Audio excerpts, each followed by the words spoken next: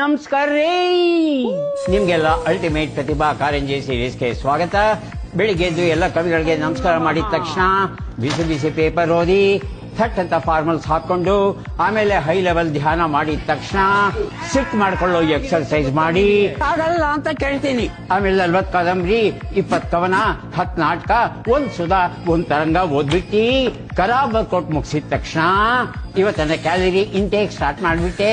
ಪತ್ರಿಕೆ ಪ್ರೋಟೀನ್ಸ್, ಕಾದಂಬರಿ ಕಾಪ್ಸ್, ಮಾಸಿಕ ಮೆಗ್ನೀಷಿಯಂ ಎಲ್ಲ ಹಾಕೊಂಡು ನೆಕ್ಸ್ಟ್ ಲೆವೆಲ್ ಹಲ್ಗನ್ನಡ ತೈಲ ಪ್ರಾಕ್ಟೀಸ್ ಮಾಡಿದ ತಕ್ಷಣ ಅಂತ ಸರೋವರ ಮಧ್ಯದಿಂ ಸಾಹಸ ಭೀಮಮಂ ಕೆಣಕುತ್ತ 1-2 ನಿಮಿಷ ಹಂಗೆ ಆಕಾಶ ನೋಡ್ಬಿಟ್ಟಿ ಈ ಸಮಾಜ ಎಲ್ಲೋಗ್ತಿದೆ ಅಂತ ಯೋಚನೆ ಮಾಡಿಬಿಟ್ಟಿ.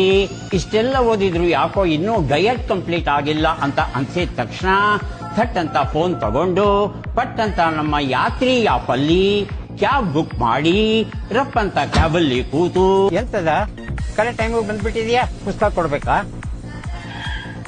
ಬುಕ್ ಸ್ಟಾಲ್ಗೆ ಹೊರಟೆ. ಒಂದಕ್ಕಿಂತ ಒಂದು ಹೆವಿ ಪುಸ್ತಕ.